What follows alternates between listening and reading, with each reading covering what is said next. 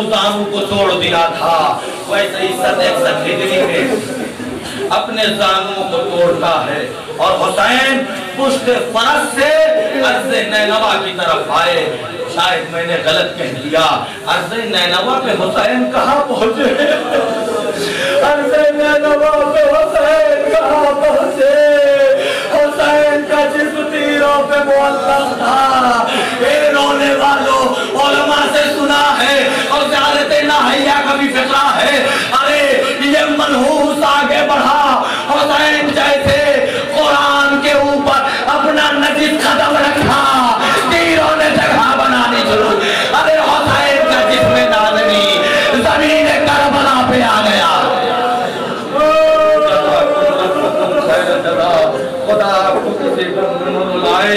رونے والوں، فیاض بنی پوری کہتے ہیں کہ جب حسین عرض نینوا پر آ گئے اور شمر سے کہا اے شمر اتنی مہلت دے دے کہ 2 رکعت نماز پڑھ سکوں، حسین کا پہلا سجدہ تھا۔ فیاض صاحب کہتے ہیں کہ شمر کا خنجر کند نہ تھا۔ عزیزو سنیے گا، میرا پڑھنا کام ہے، آپ کا محسوس کرنا کام ہے۔ کہتے ہیں خنجر کند نہ تھا، ارے جب وہ خنجر چلا رہا تھا روح زہرا خنجر کو پکڑے ہوئے تھے۔ اے شمر حسین کو ذبح نہ کرا، ارے اس سے پہلے میں روح علی آگے بڑھی، خنجر کو الگ کیا روح فاطمہ سے اور خنجر کام کرنے لگا۔ زمین کو زوردار جھٹکے ملے، سرخ و سیاہ لیا چلنے لگی، حسین دنیا سے چلے گئے۔ آگ کی آوازیں بلند ہو گئی، میں چاہتا مسرف کر سکتا تھا، مگر یہ رونے والوں، یہ تاریخی مجلسات کرتے ہیں، امام کو رخصت کرتے ہیں، اس کے بعد جو بھی جلوس رہے گا وہ غم حسین میں رہے گا، مگر یہاں پر بیرونی لوگ بھی آتے ہیں اور آپ کو بتانا چاہتے ہیں کہ اگر مبارک پور والے 8 ربیع الاول کو امام کو رخصت کرتے ہیں تو ہم نہیں کر سکتے 8 ربیع الاول کو کہ تمہارے یہاں جلوس ہوتا ہے، مگر 25 کو ہم زہرا کے زہرا کو پرسا دے سکتے ہیں، ہم امام کو اس کے جد کا پرسا دے سکتے ہیں۔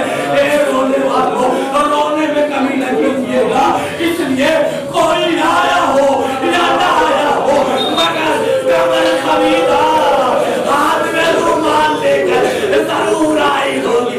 اے سید آنے والوں، اے دودھ میں رو رہے ہو جس پر کوئی رونے والا نہ تھا۔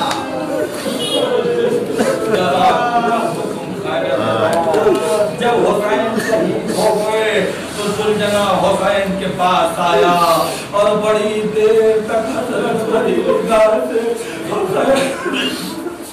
حسین کو دیکھتا رہا۔ ایک روایت کہتی ہے ذوالجناح خیمے کی جانب نہیں بلکہ دوسری سمت بڑھا کہ اب ہم زندگی میں کوئی فائدہ نہیں ہے۔